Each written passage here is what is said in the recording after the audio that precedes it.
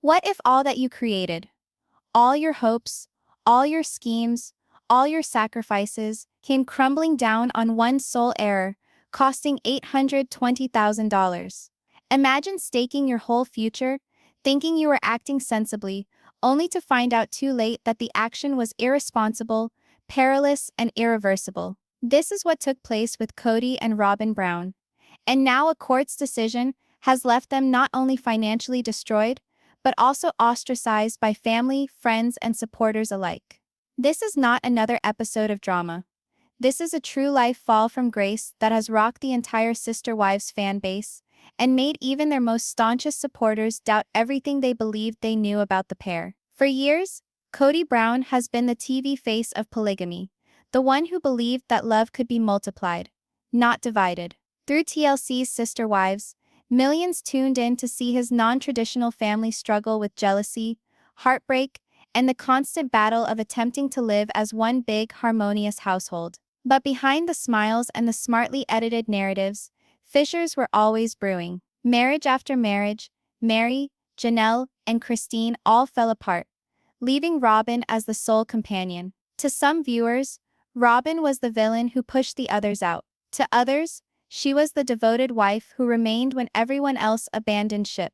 But to Kody, Robyn was the future. She was the evidence that his plural marriage dream still had meaning, even if it was reduced to a single wife. Kody and Robyn both wanted to create something that would last, something greater than the reality show, greater than the conflict, greater than the fractured relationships. They dreamed of a big house, a large estate where their kids would be able to come up in stability, and a company that would make them worry-free from ever having to deal with money again. After all the years of derision, this was their opportunity to show everyone they were wrong. It wasn't about luxury, it was about legacy.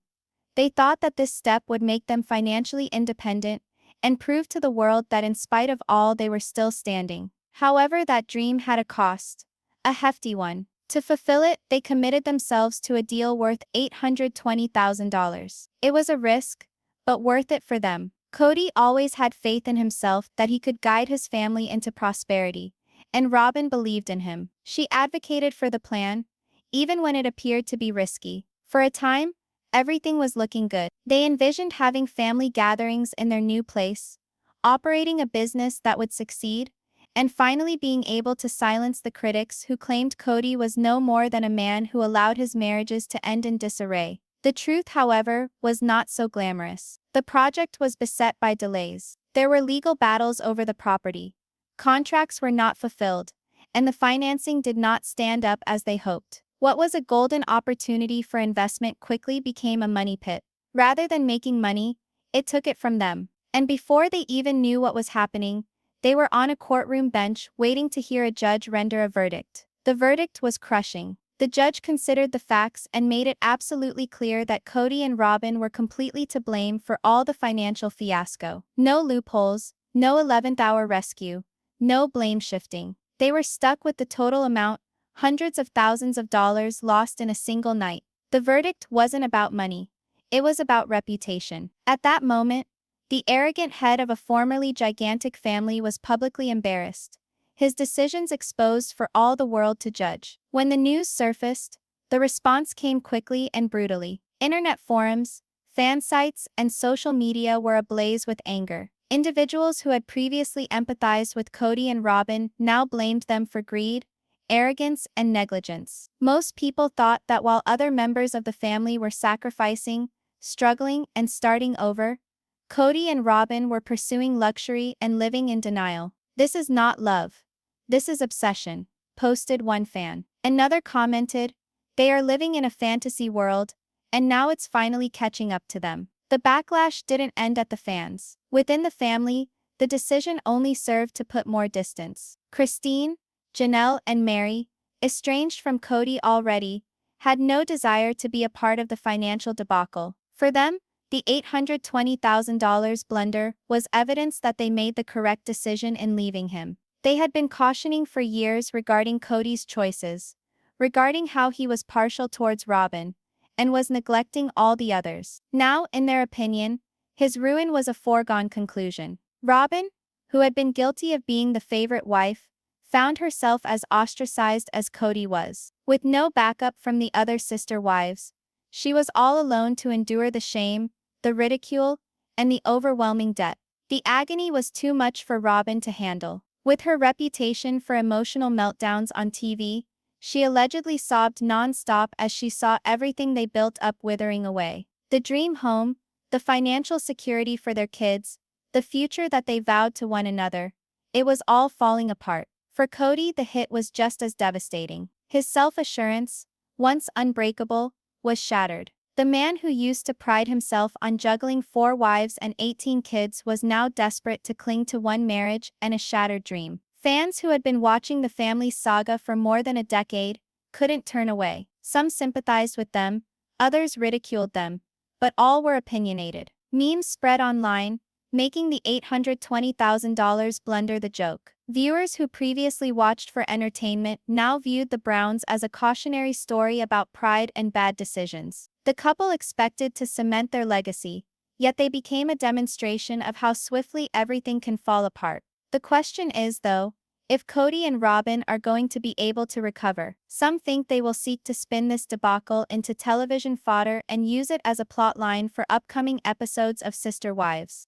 After all, controversy sells, and their drama has always kept the program on the air. But some say no, that the trust is broken. They no longer view them as relatable or admirable, view them as reckless. Even if the couple is still filming with TLC, their reputation has taken a blow that never may recover. The reality is, this was not about money. It was about decisions, ego, and the price of denial. Kody and Robyn were trying to prove something to the family, to the viewing audience, and perhaps even to themselves. But they did not build a future together. They constructed a catastrophe. And when the verdict came down from the judge, it was not merely an economic setback. It was a symbolic conclusion to the illusion they had been holding on to. Ultimately, the $820,000 blunder is now the tale of their existence. A tale of ambition turned to haughtiness, of dreams reduced to ashes, of love put to humiliation. Kody and Robyn might still be together, but at what price? Loyalty has never been. The family has ostracized them, the public has shunned them, and the brunt of their choices now looms over their destiny like a shadow they cannot outrun. And as the cameras keep rolling, one thing is certain, the world will be watching, not to celebrate their success, but to witness the fallout of their greatest mistake. For Kody and Robyn Brown, everything they did in recent years circled back to one thing: building a dream. With the breakups of his previous marriages, when Mary, Janelle, and Christine all walked away one at a time, Kody found himself alone with Robyn as the only one remaining. To many viewers, this always seemed to be what he desired. Fans tended to blame him for always being biased towards Robyn since day one, giving her more time, more love, and more attention than his other wives. And in the end, those claims did ring true, because when all the dust had settled, Robyn was the last woman standing by him. But instead of hiding from the criticism, Kody and Robyn chose to make that connection their strength. If everyone else wanted to exit, okay. If everyone else believed they were cursed, okay. Together they were going to create something that would outlast the chaos. This vision wasn't small. Kody never dreamed small. As soon as the show started, he always spoke of visions larger than life. He desired a large tract of land, where all the wives could construct houses together and make one compound. He desired financial independence, a life where his numerous children would come to inherit stability rather than chaos. But time kept passing, and those dreams continued to slip away. The wives didn't remain together, the kids became estranged, and the compound plan on Coyote Pass in Flagstaff languished for decades. What was originally a family dream eventually turned into an individual fixation with Kody, and when those other wives drew back, he channeled that fixation into Robyn. Robyn wasn't only his partner, but also his validation of success. She was meant to be the one to stand with him as they did it all the others had questioned. They began discussing building a home that wasn't merely another house, but a forever home, the type of home where their children would finally be settled, where they could put behind them years of relocating, leasing, and battling with the other wives for property. It would be their haven, the house that hushed all their critics, the house that showed them they were more powerful than rumor. But the vision extended past four walls and a ceiling. They both wanted a business, a reliable source of income that could fund their way of living long after the cameras turned off. Because the truth is, they both knew that sister wives wouldn't be around forever. Eventually the show would be over, and with it the lucrative paycheck. To Kody, establishing this financial stability was important. He had lived for too long without it. The relocation to Flagstaff had cost dearly. The ongoing fights with the other wives took a toll on not just his feelings but his finances. Now he had to demonstrate to himself as well as the world that he could get over it all. In their personal talks, they described vivid pictures of what it would be like after their scheme worked. They envisioned holidays when all their children were together under one roof, no longer scattered across rentals and apartments. They envisioned seeing their children become adults with something to inherit. They envisioned standing in front of the cameras and announcing to the world that they did it. They weathered the family drama, the divorces, the constant criticism, and emerged stronger, richer, and unbreakable. This vision meant more to Robyn. She had been presented on the show year after year, as emotional, fragile, even manipulative at times. But in her own thoughts, all of those representations were done by individuals who didn't grasp her. She wanted to establish that she wasn't merely the favorite wife, or the lady who destroyed the family. She wanted to establish that she was Kody's real partner, the one who remained with him when the rest of the world left him behind. Realizing this dream was about rewriting her own narrative in the minds of fans and family members as well. The more they discussed it, the more they persuaded themselves it was fate. They reassured one another that God was calling them to take the risk, that they had earned this prize after all the struggle over the years. And so when the chance to sign on for the whopping $820,000 deal, property, investment, and security in the future all in one, arose, they didn't flinch. To them, it was not only about money. It was spiritual. It was emotional. It was about finally breaking the never-ending cycle of disappointment into something beautiful. They imagined hosting the other kids who were now distant, showing them that their father was not a failure. They imagined Christine's kids, Janelle's kids, even Mary's kids, walking into their new home and being stunned at what Kody had accomplished without their mothers. It wasn't just about money. It was about validation. For Kody, validation was everything. For Robyn, stability was everything. And this dream promised both. In the beginning, it was thrilling. They spent days on end scheming, drawing, and fantasizing. Robyn would speak of furniture and decor, how she envisioned the children having rooms that were secure and stable. Kody would speak of land, about ownership, about creating something so real that no one could ever take it from them. When outsiders or friends questioned them, they dismissed it as jealousy or lack of imagination. They don't see what we see, Kody would say. They don't know what God has planned for us. But what they didn't realize was how flimsy the whole plan really was. Dreams are strong, but when they rest on unstable ground, even the most lovely dream can fall apart in a second. What was true was that Kody and Robyn were stretching themselves too thin. They lacked the means and stability to wager almost $1 million. They lacked the strength of a big family now, and the financial support of multiple wives who could contribute to the family coffers. They had only each other. And though they were very strong, they weren't strong enough to bear such an enormous financial burden. But they continued. To concede uncertainty would be to admit failure. To admit defeat would be to admit their detractors were correct. And that, in Kody's opinion, was unthinkable. He had endured too many years of ridicule. Too many years of being told Robyn had destroyed the family. Too many years of being told he wasn't the leader he believed he was. This vision was meant to end all of that. And so, even while the figures never quite added up, even while delays started to accumulate, even while the deal grew more complex than they had anticipated, they clung to the faith that somehow, things would fall into place. In retrospect, it's so easy to understand how perilous that line of thinking was. But at the time, to Robyn and Kody, this was their best shot. Their aspiration had become their lifeline. And when others cautioned them about the dangers, they just clutched each other a little tighter and pushed harder. After all, in their minds, love and perseverance had gotten them through so much already. Why not this? And thus, with smiling faces and burning hearts, Kody and Robyn walked completely into a tomorrow that they were convinced would redeem them. But they had no idea that the fantasy they were pursuing so desperately would become the very nightmare that humbled them. The minute Kody and Robyn Brown put their signature on the dotted line, binding themselves to an agreement that had a value of $820,000. They thought they were walking into the future they dreamed of. It was meant to be the daring act that turned everything around. For years, Kody had spoken of creating something big, something permanent, something that would show the world his vision was greater than anyone else's skepticism. Robyn believed in him, stood by him, and they both persuaded themselves that this was not a gamble but an assurance. They were visionaries, they told themselves, at last getting out of decades of uncertainty. But what they believed to be a golden opportunity would very quickly unravel into the biggest blunder of their lives. It all seemed thrilling at first. The paperwork, the meetings, the large numbers being thrown around, it all thrilled them. Kody strode into rooms with his chest puffed out, believing he was making the kind of decisions only a strong leader would make. Robyn, although anxious, stuck to his plan, reassuring herself that if she trusted him, they would be okay. They informed friends and relatives of their intentions, vaguely, not revealing too much, but enough to indicate that they were on the verge of something enormous. This was not a buying decision. It was their ticket to security, prestige, and a new beginning. But soon enough, the cracks appeared.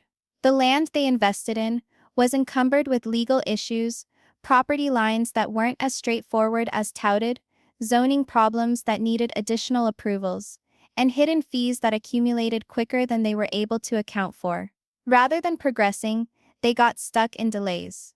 Months passed, and each delay equated to additional money being spent without any forward movement. Contractors reneged. Paperwork stalled. What was supposed to be smooth turned into a maze of obstacles. However, Kody would not give up. He doubled his efforts, assuring Robyn and himself that these were just short-term obstacles. Every big dream has challenges, he would assure them. This is just part of the process. But beneath his reassuring words, the pressure was gnawing away at him. Bills continued to come in, payments had to be made. The $820,000 deal wasn't lying low in the background. It was crying out for attention, bleeding them piece by piece. Robyn felt it as well. She attempted to remain upbeat, covering notebooks and drawings of what the ultimate dream home would be like, envisioning the life that they would one day have. But silently, fear ate away at her. She noticed the concern in Kody's eyes when he didn't think anyone was observing. She saw the bite in his tone when money came up. She observed how rapidly their discussions shifted from optimistic to strained. What once united them was now subtly driving them apart. And then there were the lawsuits. One conflict over land borders gave way to another.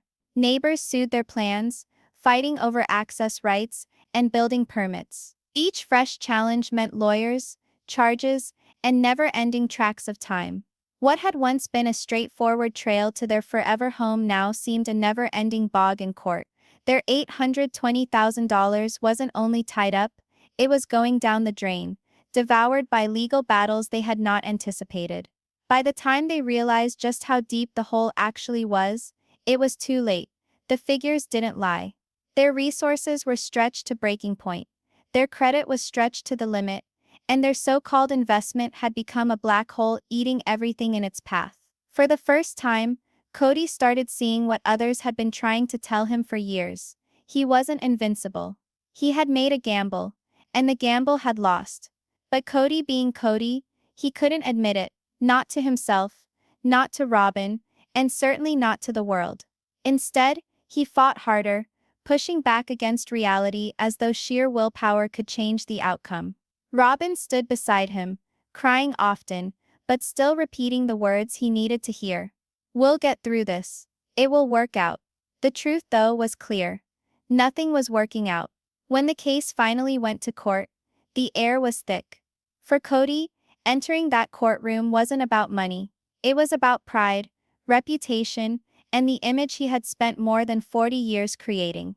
He wanted the judge to look at him and see a man attempting to do what was right by his family. A man who had been misunderstood. A man whose dream was worth salvaging. But judges don't judge dreams. They judge facts. And the facts weren't on his side. The other side presented the facts in order. The defaulted deadlines. The wild signing. The neglect of legal complexities. The fiscal irresponsibility. Bit by bit, The picture of Kody as a wise leader disintegrated. He sat there hearing, his jaw clenched, as attorneys portrayed him not as a dreamer, but as someone irresponsible with almost $1 million. Robyn, sitting next to him, dabbed away tears. But her tears were ineffective in mellowing the harsh reality unfolding in that room. When the judge finally uttered his verdict, his words sliced through like a knife. He decreed that Kody and Robyn were solely to blame for the $820,000 debacle. No exceptions, no loopholes, no escape. The onus was on them, and them alone. In one instant, all they had ever dreamed of became a nightmare chiseled into legal stone. They had lost. Leaving that courtroom, the burden on their shoulders was crushing. Kody appeared defeated, a shadow of his former self who used to stand tall and strong in front of cameras. Robyn held onto his arm, her face smeared with tears. But even she could not hide the shame. The couple who used to boast of creating a future now had nothing to show for it but debt, disappointment, and a family observing from afar, unimpressed and unsympathetic. To the world outside, the $820,000 error became a headline, a scandal, an explosive tale to talk about. But to Robyn and Kody, it meant so much more than that. It was the downfall of everything they had based their identities on. It was the validation that their critics had been correct. It was the moment when they understood that pursuing validation, pursuing a dream too grand for their existence, had consumed the very thing they were attempting to build. And when the news came out, the error that once belonged to them now became public property. Every fan, every critic, every family member had front row seats to their failure. The $820,000 wasn't on paper anymore. It was the cost of pride, the price of arrogance, and the evidence that the most resilient dream can turn into a calamitous error when it rests on insecure foundations. The courtroom fell silent when the judge finally entered. But for Robyn and Kody Brown, the silence wasn't soothing. It was crushing. They both knew that all their work, all their sacrifices, and all the efforts they had been going to such great lengths to keep safe rested on this moment. A decision. One verdict that could either save them or kill them. Kody stood rigidly at the defense table, but his composure was strained. His shoulders were taut, his jaw clenched, and his eyes flicked between the attorneys and the bench. He wanted to look calm, like a man who had everything in hand, but his heart was thumping. Robyn sat next to him, her hands together so tightly that the knuckles turned white. Tears already glistened in her eyes, and it was obvious she was struggling to keep them from falling. This was not just a money case. This was for their future, their pride, and the delusion they had promised themselves was impenetrable. The hearings had gone on for weeks. Witnesses were summoned, paperwork poured over, every minute detail of their $820,000 agreement analyzed. Kody had attempted to dispute. The problems weren't his doing, that the delays and disagreements were unforeseen, that he was merely a man attempting to care for his family. He wanted the judge to regard him as a victim of circumstance, and not the master of his own fate. But words were no match for facts. Missed deadlines, indiscriminate signing, warnings dismissed, all of it created an image that was difficult to refute. When the judge finally began to speak, the gravity of his words hung heavy in the air. He spoke of responsibility. He spoke of accountability. He explained that contracts were not ideas or dreams, but obligations that held penalties. And with each falling sentence, Kody's chest constricted. This was not proceeding as he had envisioned. The judge was not influenced by sentiment or apology. He was not impressed by the picture Kody attempted to establish of a man under duress, attempting to do what was right for his family. Instead, the judge saw recklessness. He saw pride. He saw two individuals who had dismissed the red flags and had proceeded anyway. At last, the words were spoken that Kody and Robyn had dreaded. They were entirely liable. There would be no exceptions, no forgiveness, no miracle to salvage them. The decision was absolute. The onus of the $820,000 was solely theirs. For an instant, the room went fuzzy. Robyn's tears came at last, streaming down her face as she clasped a shaking hand to her lips. Kody's expression set, his jaw muscles clenching as he struggled to take in what he was being told. To him, this wasn't about losing money. It was about losing face. losing credibility, losing the reputation he had worked so hard to build, both on TV and in real life. The judge's demeanor never faltered.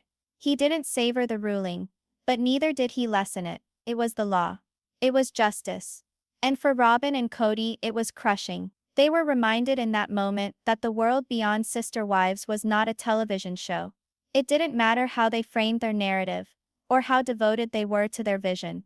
To the law, they were answerable, and no degree of charisma or persuasion could alter it. When the gavel finally fell, the hearing concluded, its sound resonating like a hammer striking stone. Kody gritted his teeth. His pride hurt deeper than any wound he'd ever known. Robyn quietly wept beside him, her shoulders quivering as she tried to stifle her tears. They'd entered that courtroom hoping for leniency, but they exited with a devastating loss. In front of the courthouse, journalists and bystanders waited, thirsty for a glimpse of the formerly glamorized couple burdened with scandal. Flashbulbs burst as they emerged, but rather than the smiling, confident faces they had once bore for the public eye, there was just despair and fatigue. Robyn grasped Kody's arm, her head down as if she could not stand before the world. Kody fixed his eyes straight ahead, teeth clenched, refusing to accept the cameras. But the photographs spoke for themselves. The patriarch of the Brown family, once an icon of resilience and determination, now appeared to be a man vanquished by his own drive. Word of the decision spread rapidly. In hours the headlines flashed. Judge rules against Kody and Robyn Brown. $820,000. Blunder reduces Sister Wives stars to ruin. Dream turns into nightmare. Social media erupted with chatter. Some fans were shocked, but others weren't. Many claimed that they knew it was coming, that Kody's pride had always been his demise, and that Robyn had always been too eager to follow him down a dark path. Comments flooded in labeling them as careless, arrogant, and greedy. Their names, once being behind a show about faith and love, now belonged to scandal and financial disaster. But the most brutal criticism didn't come from strangers online. It came from the family, Christine, Janelle, and Mary, all of whom had already separated themselves from Kody, viewed the ruling as proof that they'd made the right decision to leave. In private talks, they were reported to shake their heads, not with pity, but with grim acknowledgement of what must be. This is what happens when you ignore reality. They were quoted as saying. For years they had seen Kody spend all his time and energy on Robyn, pushing them aside, ignoring their pleas, and pursuing dreams that never came. Now to them, the $820,000 decision was simply the ultimate evidence of what they had always suspected. Kody had lost it and Robyn had gone down with him. The decision didn't deprive Kody and Robyn of funds. It deprived them of integrity. For years Kody had proclaimed himself a provider, a vision man, a leader, but leaders don't bet almost $1 million on questionable deals. Leaders don't show up in court seeking mercy. Leaders don't leave their family in shambles pursuing dreams that fizzle into lawsuits. The judge's ruling had turned Kody, in the eyes of most, into a cautionary figure. For Robyn, the embarrassment was intimate. She had long been accused of being the wife who destroyed the family, the one who got all of Kody's attention as the others were relegated to the sidelines. Now that the court had ruled against them, those charges took on new gravitas. Fans accused her of egging on Kody, backing the bet, and holding her tongue as tragedy ensued. Her tears on the courthouse steps didn't mute the accusations. To most, they appeared less like bereavement and more like remorse. In the ensuing days, Kody attempted to withdraw, steering clear of cameras and interviews. But evading the light was not an option. The tale had a life of its own now, and wherever they went, the ruling trailed behind them. Each talk, each headline, each curious stare from strangers bore the same burden. The individual who once reveled in being the focal point now found such attention intolerable. But what made the verdict really devastating was its finality. There was no appeal that could wipe out the debt, no miracle to rewrite the verdict. The dream was lost, broken in black and white, signed and sealed by the law. And as much as Kody endeavored to tell himself he might recover, deep down he knew this was a scar that would never heal. For the viewers, the judge's decision was simply yet another scandal to discuss. Another soap opera moment in the never-ending drama of sister wives. But for Robyn and Kody, it was the instant their world came crashing down. The instant they knew the utopia they had held onto so tightly was nothing but sand that was falling from their hands. And the tighter they grasped, the faster it fell. The verdict was final, but the actual storm did not start in court. It started the moment Kody and Robyn re-entered the outside world. Word of their defeat spread like wildfire, jumping from local journalists to tabloids, from Facebook threads to Twitter hashtags, until it appeared that everyone who had ever seen sister wives had an opinion about their $820,000 failure. What was once a personal embarrassment had all of a sudden become a public scandal, and there was no hiding. Kody initially attempted to be brave. He assured himself and Robyn that people would tire of the tale. He believed that admirers had short attention spans and that another headline would eventually take their place. However, he was mistaken. The backlash didn't diminish. It intensified. Social media was relentless. Folks picked apart every aspect of the case, speculated on how the money had been lost, and ridiculed them for thinking they could get away with such a huge risk. Memes came out within hours, jokes about the $1 million error, and photoshopped pictures of Kody with empty pockets and Robyn sobbing in the background. For a man like Kody, who had defined himself as a tough leader and man in charge, the shame was intolerable. He couldn't avoid the gags. Even entering a grocery store in Flagstaff wasn't the same anymore. Where there had been passing glances of curiosity, or the odd wave from admirers, now there were whispers, smirks, and pitying glances. Kody hated pity. He would rather be despised than pitied, and yet all he could see in people's eyes was pity. Robyn hurt too. In her own manner, she was always the emotional one, always on the verge of tears, and in this breakdown, they came nearly every day. She wept over the judgment, wept over the shame, wept over the belief that they had failed their children. But most of all, she wept over the alienation. Because with the verdict came not only financial devastation, but a greater estrangement within the Brown family. Christine, who had departed from Kody years earlier than the case, put on no pretense of being anything but pleased. The verdict, to her way of thinking, was the universe finally agreeing with her. She'd spent years trying to get Kody to get down to earth, to listen, to treat all wives fairly. He had not listened, and now he was suffering for it. Christine did not gloat in public. She didn't have to. Her silence, her contentment with her new life, was gloating enough. Janelle as well stood back. Pragmatic as ever, she viewed the $820,000 error as the ultimate coffin nail for the man she once trusted to be the head of their family. She had battled her own demons with him concerning money, insisting that he was irresponsible, that he didn't understand reality. Now she observed from afar as those exact prophecies realized themselves. And Mary, her fallout was nearly bittersweet. She had clung to Kody for years, even when their marriage was loveless, holding out for morsels of affection and validation. And in the end, she had been sacrificed for Robyn. Now, as Robyn shared Kody's shame, Mary felt vindicated. She wasn't happy at their misery, but she wasn't hurrying to offer hugs either.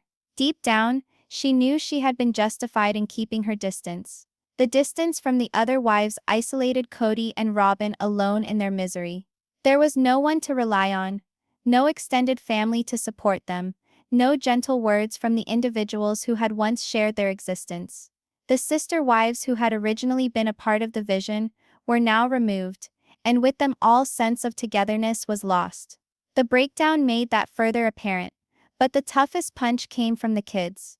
Most of Kody's children, already estranged or disconnected, responded to the decision with anger and disappointment.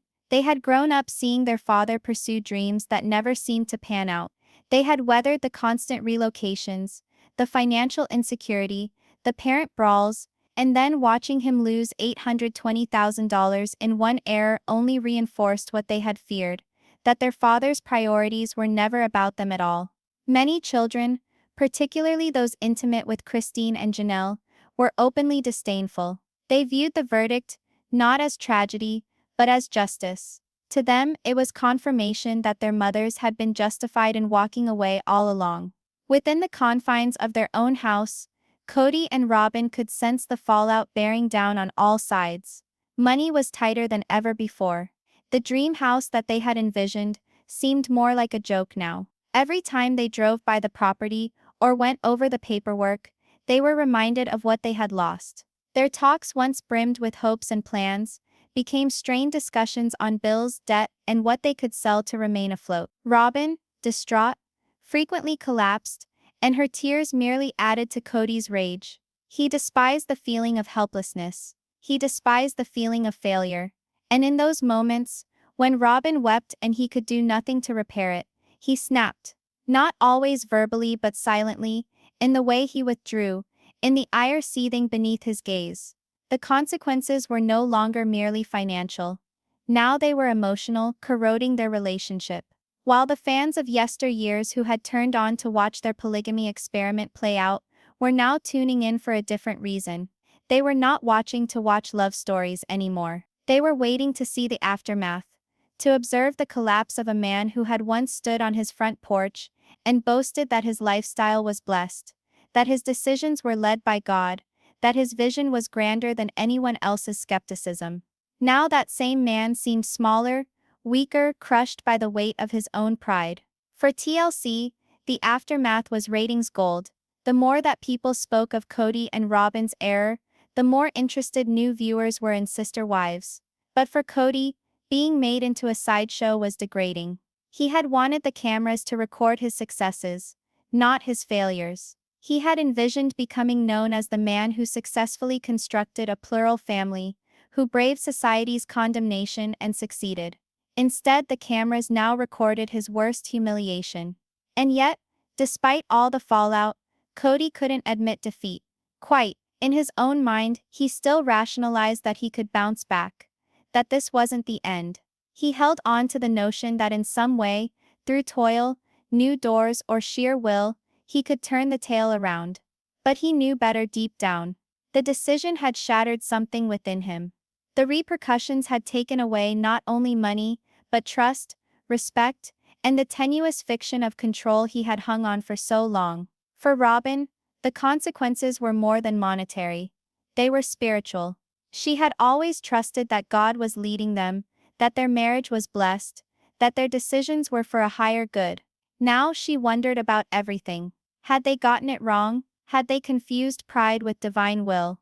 She grappled with guilt, with fear, with the idea that their collapse wasn't merely bad luck but an indication that they had been incorrect all along. And so, as the repercussions kept spreading through family, through fans, through their own home, Kody and Robyn wound up in the most isolated spot they'd ever been. Once surrounded by wives and children and a whole community of viewers, they now stood alone, shouldering the suffocating burden of an $820,000 error that would forever frame their narrative. The hardest thing about losing the court battle wasn't the money. It wasn't even the embarrassment of being splattered across news headlines and teased by fans online. No, the biggest blow was when Kody and Robyn understood that they were no longer accepted in the very group they had once considered family. They were ostracized. Not by strangers, not by the public, but by their own blood, their own wives, their own kids. It didn't occur overnight. Initially there was simply quiet. No calls, no messages, no condolence words. The other wives, the kids, even extended families, everyone remained tight-lipped. At a time when everybody would anticipate dear ones to stand by them, to support them in times of crisis, Kody and Robyn were given nothing but chilly distance. That silence spoke volumes more than words. Christine was the first to publicly declare her position. She didn't release a vicious comment or a public slap. She didn't need to. Her absence spoke volumes.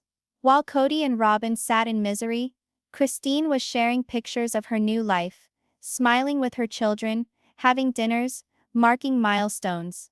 To the world, she was living well, and the contrast could not have been more stark. For years, Christine had been passed over, pushed aside while Kody invested all his time and affection into Robyn. Now, as Kody and Robyn reached their lowest point, Christine didn't even look their way. This wasn't her fight. In her book, she had already fought her war, already left. Their collapse wasn't her issue any longer. Janelle also kept her distance. Her strength in silence, the stability she had always provided for the family, was nowhere to be seen for Kody anymore. She had her own battles, her own kids to look after, and her tolerance for Kody's errors had long since evaporated. For Janelle, the court decision wasn't about dollars, it was about years of warnings unheeded. About a man who wouldn't listen when common sense was most required.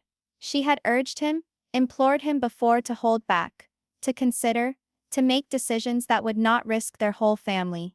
But Kody never heeded her. He always assumed he was right, and now, in the ruins of an $820,000 failure, Janelle refused to pick up the pieces for him.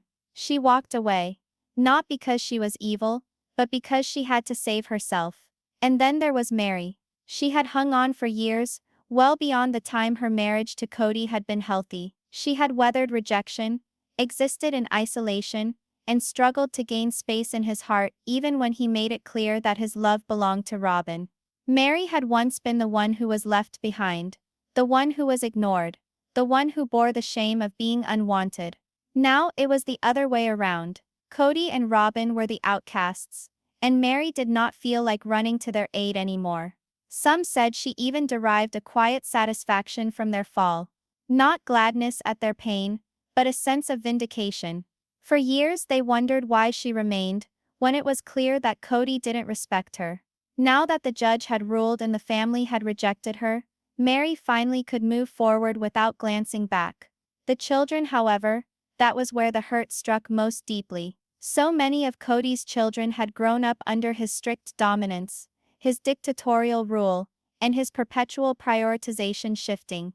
They had endured the turmoil of migrating from state to state, the uncertainty of financial hardship, and the devastation of seeing their mothers battle for crumb-like attention. And for many of them, the $820,000 blunder was just the final one. They had no sympathy left. A few of the older children, particularly those nearest to Christine and Janelle, spoke candidly about how they felt. They perceived the loss as evidence of their father's arrogance finally coming back to haunt him. They recalled the instances when he ignored their fears, the times when he gave precedence to Robyn, the choices that left them behind. Now they wouldn't come to his defense. To them, his failure was self-made, and they weren't going to give up their peace to save him all over again. Even Robyn's own children, although more loyal to her, couldn't help but notice the tension. They saw their mother weep at the kitchen table, night after night, and although their hearts ached for her, some of them bore deep resentment as well. They had also believed in the dream, had trusted their parents when they had promised them everything would be okay, that the sacrifices would reap something better. And now those promises rang empty, and the air seemed to vibrate with disappointment. The ostracism wasn't emotional alone. It was physical as well. The invitations ceased coming. Family nights were spent without them. Holidays once filled with laughter, food and children running about were now simply empty seats for Kody and Robyn. They weren't invited. Their presence would have served as a reminder of betrayal, of favoritism, of mistakes too gigantic to overlook. So the rest of the family went on without them, leaving Kody and Robyn to celebrate in solitude. For Robyn, the rejection was intolerable. She had always assumed that despite what differences arose, family was family. She held on to the belief that ultimately love would triumph. But with weeks going by and no one calling, that hope started to fade away. She wept not only for herself, but for her kids, who had lost their ties to siblings, cousins, and uncles. She wept for the dream of oneness which had once led her into the family, and now lay broken beyond all recognition. Kody, however, attempted to cover over his pain with anger. He kept telling himself that he didn't need them anyway, that they had betrayed him years ago before the ruling, that their rejection did nothing more than confirm what he already understood, that he could only trust himself and Robyn. But beneath the harsh words, his heart was shattering. This was not what he had envisioned for his life. He had dreamed of being the head of a large family, obeyed and revered, his children faithful, his wives harmonious. Now he was a man without a herd, a leader without people, a father who no longer enjoyed the respect of many of his children. The ostracism extended beyond the family, as well. Friends, neighbors, even church friends who had smiled and spoken warmly to them before now avoided them, some from judgment, some from embarrassment, but all with the same result. Kody and Robyn were outcasts, their names barely spoken, their presence avoided at parties. The burden of ostracism was overwhelming. Each morning felt like the other. Robyn waking with tears in her eyes, Kody sulking in silence, pacing the house, gazing out the windows as if answers would show up somewhere in the distance. Dialogue devolved into arguments. Arguments devolved into silence. And silence became a suffocating reminder of how much alone they had become. The ostracism didn't just deprive them of friendship, it deprived them of identity. For years they had thought of themselves as members of the Brown clan, as figures at the center of a peculiar, provocative but indisputably tight-knit family. Without it, who were they? Two individuals perhaps linked by love, but also by mutual error, mutual shame, and mutual exclusion. And still, amidst the hurt, one thing was clear. The ostracism wasn't going to end. It wasn't a battle to be won over with a phone call or a cry for forgiveness. It was forever. The $820,000 error had been the last straw, and the bridges were burned. There would be no going back to the way it had been. For Kody and Robyn, that knowledge was perhaps the most heartless aspect of all. Money might be regained, reputations rebuilt with time, but family once gone was irrevocably lost. And as they sat side by side in the silence of their vacant house, filled with emptiness where there once was laughter, they came to realize the sheer magnitude of what it was to be ostracized. Not only by strangers, not only by admirers, but by the very individuals they used to love most in the world. The cash was gone, but the legacy of the $820,000 blunder did not vanish.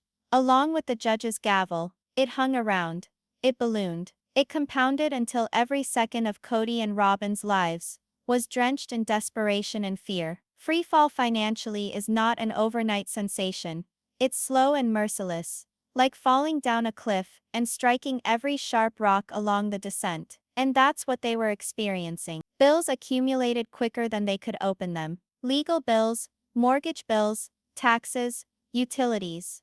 The figures were astronomical. Prior to the verdict, Kody had assured himself that they were merely in a difficult situation, that they would be okay with time. Now, however, with the strain of the debt weighing heavily on their shoulders, even the most minute expenses were mountainous. A shopping trip turned into a negotiation. What could they afford?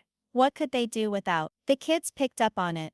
The tension in their parents' voices. The sharpness of the money conversation. Kody had strutted around for years, like a man with a vision, bragging about his plans, about what he would leave behind. But now his every move was smaller, reactive, desperate. He spoke of refinancing, of selling property, of pulling in their horns. But with each solution came its own horror. If they sold, they were failures. If they refinanced, they merely purchased a short reprieve, before again going under. It was as if the walls were closing, brick by brick.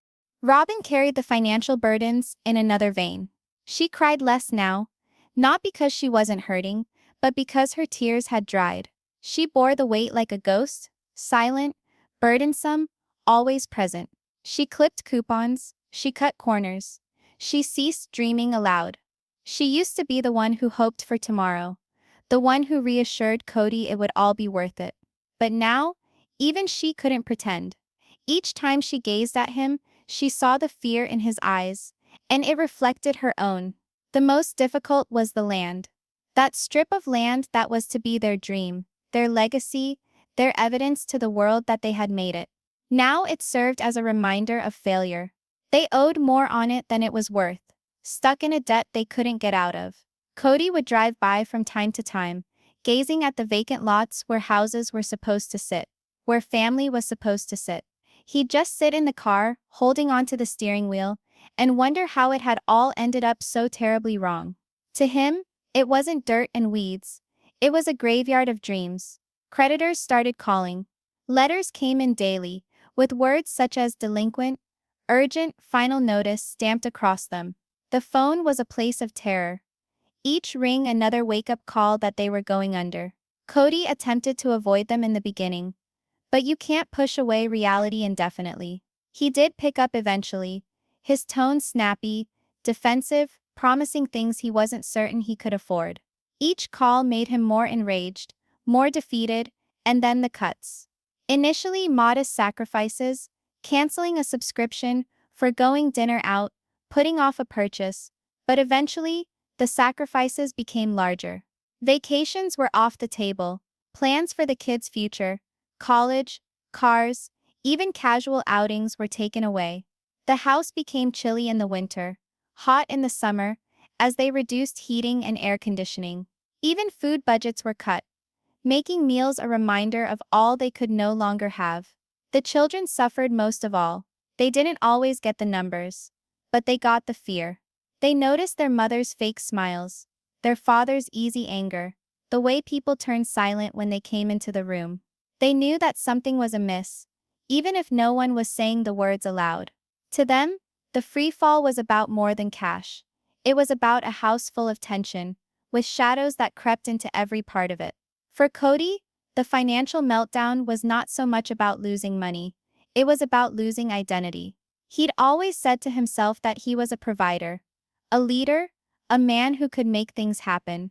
Now, with each delinquent bill, each loan rejection, each desperate decision telling him differently, he was no longer the leader. He was scrambling, and the more he scrambled, the more he knew he had so little control left. The free fall was not only financial, it was also emotional. Kody and Robyn's relationship started to crumble under the pressure. They fought non-stop about money, about decisions, about fault. Robyn accused him of being irresponsible, of disregarding warning signs, of pulling her into a mess she had not agreed to sign up for. Kody accused her of not being supportive, of crying too much, of making him feel weaker when he needed to be strong. Their love, once a source of comfort, was now another battlefield.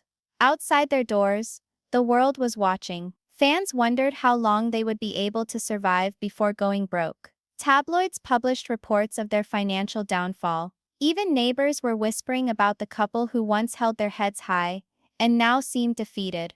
Wherever they walked, the judgment was there. Every stranger's stare was a reminder that they were failing in public, that their shame wasn't private, it was entertainment for the masses. The more desperate they were, the more irresponsible Kody became. He began to speak of new schemes, of new ventures that could make them instant money. But each idea seemed thinner, riskier, like a gambler rolling dice in a game he no longer knew. Robyn, willing once to join him into dreams, now stared at him with fear. She did not believe anymore. Not really. She yearned for stability, security, something other than one more gamble. But Kody was beyond himself. He was a drowning man, grasping at anything that could keep him buoyant. And yet, the debt continued to grow. Interest compounded, penalties added up, the figures rising higher than they could ever manage to repay. Bankruptcy hung over them like a cloud, a term they did not dare speak, but were unable to keep from their minds. The prospect of losing everything, their house, their possessions, their final vestige of pride, tormented them both day and night. For Robyn, the free fall made her doubt everything. Was this God's will? Was this punishment for their pride, for how they had constructed their love on the backs of others? She prayed, she pleaded for answers, but the silence ate away at her hope. For the first time, she questioned if the life she had made was a mistake, if binding herself to Kody had condemned her and her children to a life of hardship. Kody, however, couldn't accept doubt. To accept doubt was to accept defeat, and he couldn't endure that. So he kept going, seething, desperate, hanging on to whatever shreds of pride remained to him. He assured himself that he could fix it, that somehow in some way he would get back on top. But the reality was plain. The free fall had no bottom. Daily they slid further, and daily hope for recovery faded. The $820,000 error wasn't merely a loss of money. It was the catalyst for a fire that destroyed everything. Their money, their family, their marriage, their sense of self. Everything was consumed by the flames of that single choice. And there, in the ruins among debt and despair, they discovered the most merciless reality of all. They had constructed their lives on dreams, and dreams broken can never be remade in the same fashion again. The court decision had hurt, the financial meltdown disastrous, the rejection of the family devastating. But nothing sliced quite so sharply as public humiliation. Kody and Robyn were no longer merely fighting behind closed doors. Being dismantled in the public eye, every misstep magnified, every tear page one material, every silence spun into rumor. It was one to lose money. It was another to lose dignity. The media went wild. In hours of the judgment, all of the tabloids had the story, each of them adding their own bite. $820,000. Mistake, Kody and Robyn's big gamble backfires. Sister wives stars in ruin. The tabloid headlines weren't simply a statement of fact.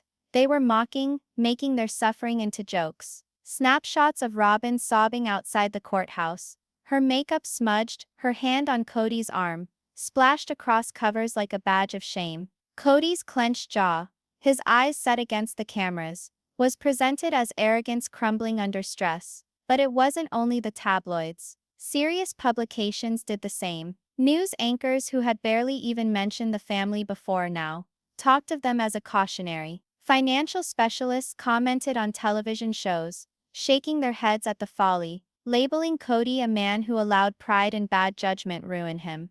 The shame was everywhere, inescapable, unavoidable. And then there were the fans. The viewers who had once watched their family expand, who had cried at weddings, births, and breakups, now overflowed social media with disdain. Twitter was ablaze with jokes regarding the $820,000 blunder. TikTok personalities created parodies roasting Kody's leadership. Facebook groups erupted in arguments about whether Robyn had been in on it or just naive. Hashtags such as #KodyMistake and #SisterWivesScandal ran for days. They were no longer characters on a TV show. Now they were clowns in a circus. The world couldn't help but watch. Humiliation tagged along everywhere. A shopping trip was intolerable. People hushed in corridors, some of them even coming up to them with self-satisfied grins, saying, "So how's that $1 million fantasy going?" Kody would bristle, occasionally lashing back, occasionally storming off. Robyn, more delicate, frequently dissolved into tears in the car afterwards, unable to cope with the brutality of strangers. For years she had assumed that exposing their lives on television was worth it, that the scrutiny was simply part of the cost of living openly. But now, having had her agony made into entertainment, she wished every second the cameras had been admitted to. Even the kids couldn't help it. At school they whispered behind them. Some classmates joked, reading headlines aloud, wondering if their parents were broke, teasing their family's downfall. The shame didn't just taint Kody and Robyn, it spilled over into the lives of their children, inflicting wounds that no apology could remove. For Robyn, this was the greatest wound of all, seeing her children endure as a result of failures she and Kody had committed. Kody struggled to regain dignity from humiliation in the only way he knew how: to strike back. He did interviews in which he explained himself, proclaimed he was not at fault, that the episode had been blown out of proportion, that he'd been misunderstood. He positioned himself as a man wrongly judged, a man who had risked for his family and been crucified for doing so. But the more he spoke, the worse it got. His statements sounded like excuses, his defensiveness characterized as guilt, his pride confused with arrogance. Far from garnering sympathy, he succeeded in further deepening the ridicule. His interviews were edited into clips and posted online. His voice mocked, his assertions picked apart. Every move he made to take back control only spun further out of his reach. Robyn, however, became quiet. She refused interviews, dodged cameras, shunned the spotlight that had once promised to show her and make her known. She backed into the shadows, her silence being another subject of gossip. Was she embarrassed? Was she guilty? Was she ready to walk away from Kody? The questions whirled, each one another stab in the heart. And yet the sister wives' cameras continued to roll. TLC recognized ratings gold in their embarrassment. Producers didn't coddle them, they leaned in. Each tear, each fight, each moment of desperation was filmed and sold to millions to devour. Clips of Kody's tantrums, Robyn's meltdowns, and the chilly coldness from the other wives became showstoppers. The viewers, having been invested in the vision of a large, happy family, now hooked on the devastation, the fall, the gradual, torturous ruin of the Browns. For Kody, this was the ultimate humiliation. He had envisioned using television to convince the world that his lifestyle was blessed, that polygamy was viable, that he was a respected leader. And now, that same platform was where he was publicly humiliated. Each episode was a reminder that he had failed as a husband, not just as a father, but as a man who believed he was smarter than everyone else. The rumors of deceit only added to the embarrassment. Ex-wives Christine, Janelle, even Mary gave quotes in interviews or social media statements that, though veiled, dripped with condemnation. Christine, radiant in her new life, chuckled in one cut about how serene it was, without the drama of Kody. Janelle, ever practical, discussed the value of wise financial decisions, a declaration that viewers quickly associated with Kody's libertinism. Mary, ever stoic, implied she was glad to be out of the drama. Every word, every smile, every status was salt in the wound, evidence that not only had they left him, but they were prospering while he disintegrated. The shame wasn't limited to the world's gaze. It pervaded Kody's inner sanctum as well. He couldn't bear to look at himself in the mirror, couldn't bear to confront the man who had promised so much and delivered so little. His pride, once his shield, now seemed to be a prison. He could not acknowledge weakness, but neither could he escape it. Every headline, every sneer, every mocking laugh reminded him that the world perceived him, not as a leader but as a failure. Robyn bore her own share of shame. She relived the moments in her head, the signing of documents, the optimistic talks, the blind trust she had had in Kody. She wondered if she had been gullible, if she had overlooked her gut, if she had given in to love. And every time she saw her children wounded by the aftermath, she felt the shame double, because it was not just her reputation, it was theirs. They shared a sort of captivity, terrified of going outside, terrified of confronting the world, terrified of the next headline or heartless remark. The shame did not pass with time. It intensified, nourished by itself, sustained by each new story, each new meme, each new joke from relatives or strangers. There are various types of loss. Some losses shatter your heart, some leave you financially drained, some demolish your trust. But public embarrassment, being stripped of dignity before the whole world, is a loss that clings the longest. Undefined, it shadows you wherever you go, even in silence, even in solitude. Undefined for Robyn and Kody, it became the background music of their lives, continually reminding them that they were no longer respected, no longer admired, no longer even taken seriously. They weren't shunned anymore, they were ridiculed. And for two individuals who had constructed their existence on being viewed, being respected, being verified, that was the hardest embarrassment of all. For weeks, Robyn fought to keep herself together. She kept telling herself that things would settle down, that people would get bored with it and move on to another scandal, another news headline. She kept telling herself that her belief in Kody, in their marriage, in their relationship, would be strong enough to ride out the storm. But every day the pressure on her chest became a little tighter, and the gaps in her well-constructed walls further widened. It began small. She ceased to respond to texts from friends who had been her steadfast companions. She wouldn't pick up the phone, fearing to hear judgment in voices which previously brought her solace. She stopped looking at social media altogether, because every time she went online, another mean comment, another joke about the $820,000 blunder, another meme made sport of her tears. What was once a stage on which she could share with fans turned into a battleground, and she no longer possessed the energy to battle. At home, she drifted through the days like a spirit. She prepared meals without eating. She did dishes, folded clothes, and went through the motions of routine. But her eyes held an absent sorrow. The children saw. They hushed to each other, wondering why Mom was so exhausted, why her smile no longer met her eyes, why she sobbed at night when she thought no one was looking. It was hardest for Robyn. She knew her suffering was spilling over onto the people she cared about most, the very people she had vowed to keep safe. Kody attempted to comfort her, but his words were biting, his consolation awkward. He urged her to stand firm, to dismiss the detractors, to stand tall with him. But under his urgings was frustration, a bruised pride that could not help but intrude on their talks. "We can't let them win," he would snap, pacing the floor. "We simply need to keep pushing forward. Show them they were wrong." But Robyn no longer wished to prove anything. She did not want to battle a world that despised her, a family that had rejected her, or an uncertain future that grew darker by the day. She wanted peace. The breaking point was reached on a quiet night. The house was quiet, the children in bed, the burden of another violent day, bearing down like an anvil. Robyn sat on the couch, her hands shaking as she clutched a photo album. It was full of moments that once made her happy. Family gatherings, holidays, weddings, new babies. Smiles covered every page, smiles that now seemed to be memories of strangers. She flipped through each page slowly, her tears falling onto the glossy photographs, blurring the faces she used to love seeing. Kody stepped into the room and stood still. He noticed the shaking shoulders, the face in the book, and for a fraction of a second, he melted. He sat next to her, offering to hold her hand, but she drew back, her crying turning into words that had been silenced for too long. I can't do this anymore, Kody. Her voice trembled, raw with fatigue. I can't pretend to be strong while I'm shattering from the inside out. I can't continue to bear the shame, the judgment, the hate. It's suffocating me. Kody braced himself, his jaw clenching, but Robyn didn't relent. The dam was broken.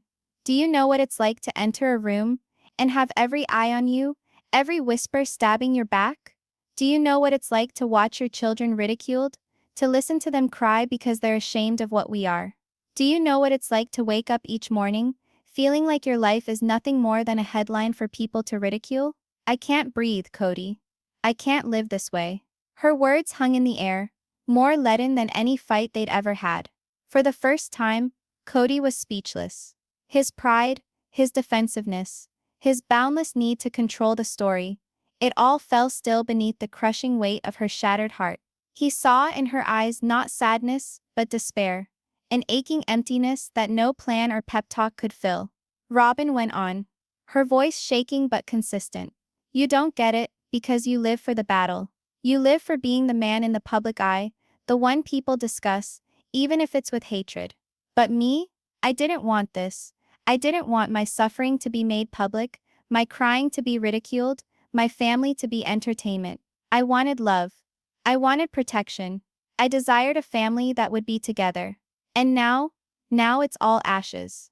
He glared at her, his chest constricted, his breathing shallow. For years Robyn had been his anchor, his one unshakable supporter, the wife who believed in him no matter what. But now she sat before him in pieces, doubting everything, even him. Are you telling me you regret that I was with you? He queried, his tone low but filled with fear. Robyn moved her head from side to side, swiping away her tears. I regret what we've become. I regret that our error, our joint mistake has ruined us.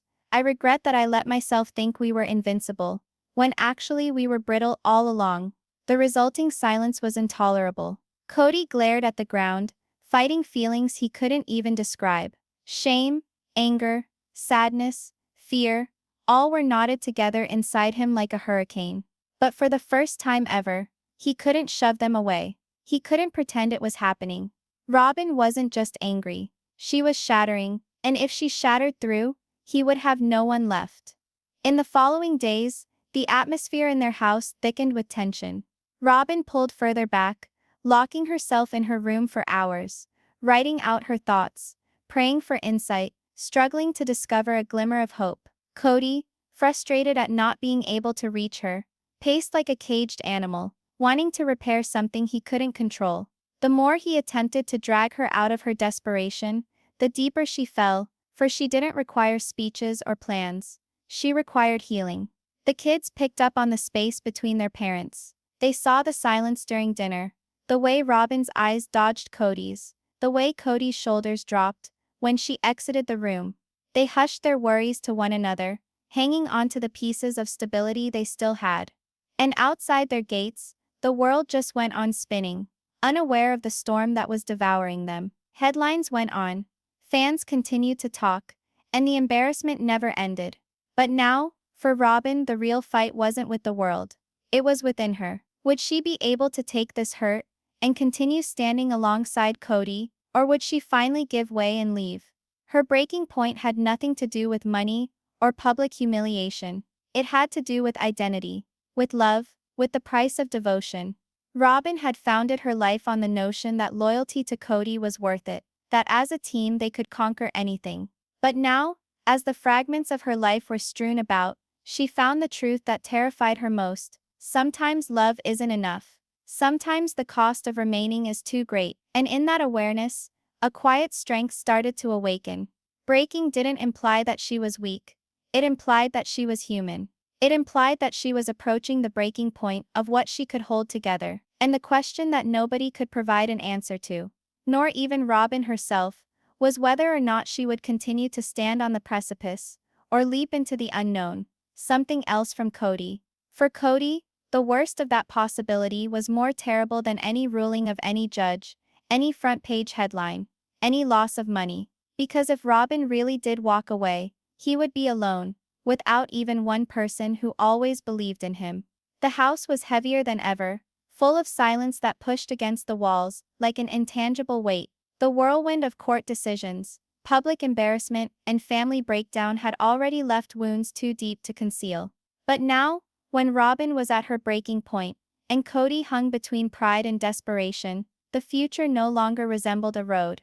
They couldn't even catch glimpses of the ground in front of their feet.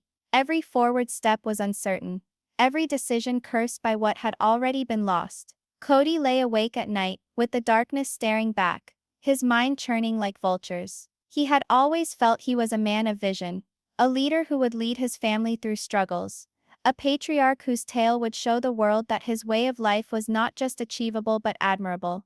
But now, out of funds, respect, and the devotion of 3 wives, even that vision seemed a bitter delusion. He posed questions to himself that he never had the courage to ask before. Who was he without the family upon whom he had based his own identity? What sort of leader loses everything? Could anyone ever view him as anything more than the man who committed an $820,000 blunder that ruined his life? Robyn grappled with her own agony. She had given her heart to this family, this man, thinking she was entering into a forever love.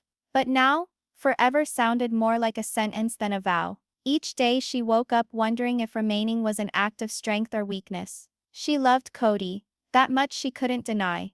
But love, as she was learning, could not cover over the crushing shame, the shock of betrayal from the other wives, or the fatigue of waging a war she had not enlisted in. She prayed for an answer, but heaven was deaf, and she was left with only the sound of her own uncertainty. The kids observed in silence, learning more than their parents knew.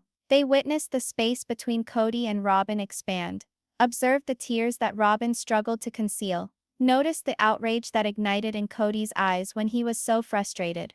They didn't know the words, but they sensed it in their marrow. The fate of their family hung by a thread. Outside their walls, the world continued to watch. The judge's ruling might have ended the legal battle, but it had only fueled the spectacle. Fans dissected every move. Tabloids speculated about divorces and bankruptcies, and former wives offered carefully chosen words that fanned the flames of gossip. Christine's laughter in her new life, Janelle's calm independence, Mary's steady detachment, all became sharp contrasts to the chaos Kody and Robyn lived in. Each of the women's successes was a mirror that reflected failure of the women who remained. TLC producers, realizing their drama potential, leaned in further. They booked more shooting, insisted on Robyn interviews, prodded questions that cut like a knife. Uncertainty meant profit to them, but for Kody and Robyn, it meant torture. Each second in front of the camera was a violation of their privacy, but they couldn't leave.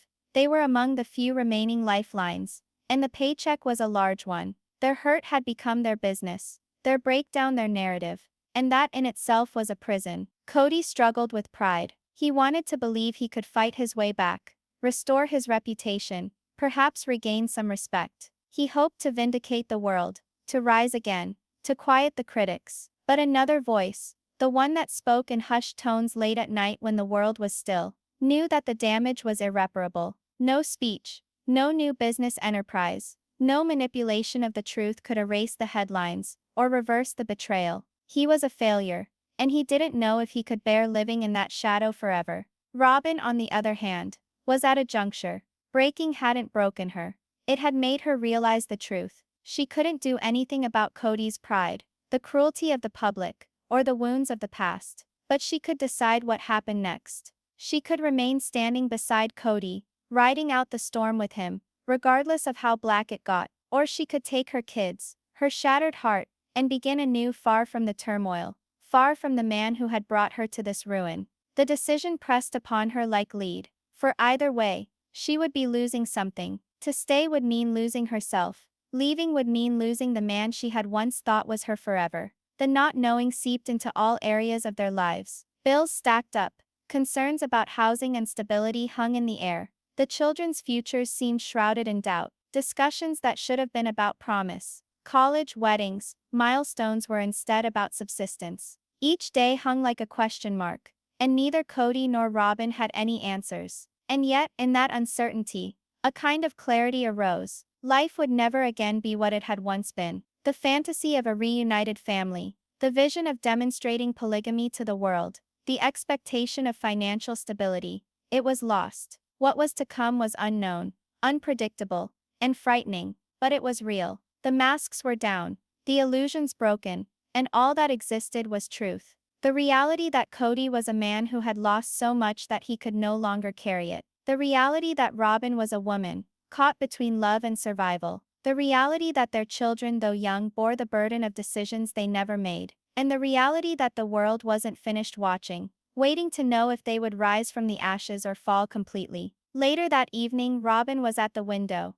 gazing out over the dark street, the stars pale in the distance. Kody walked over to join her, his eyes bleak, his face weary. They didn't say a word for a great while, but just stood there, both of them aware that words could not repair what was damaged. At last Robyn breathed softly. "Where do we go from here?" Kody said nothing. He did not know. For the first time in his life, the man who always had a plan, the man who always said he was the leader, had no vision, no map, no idea. All he had was the burden of his failures, the vulnerability of the woman at his side, and the ominous question of whether there was even a future anymore for them at all. And that was the most painful thing of all, the uncertainty. Because occasionally the worst crime isn't that you know you've failed. It's not that you know you can't be fixed. It's walking to the edge of the cliff, with the past crumbling behind you, and the future obscured in fog, and knowing you have no choice but to take a step forward, only to discover where you'll land. For Kody and Robyn, that's where they were left. Shattered, ostracized, embarrassed, but still held together by love, fear, and the smallest spark of hope, that perhaps, just perhaps, they weren't done yet. And yet, as the world waited for the next headline, one thing was certain. Theirs wasn't an ending, it was just unknown. And sometimes not knowing is the scariest page of all.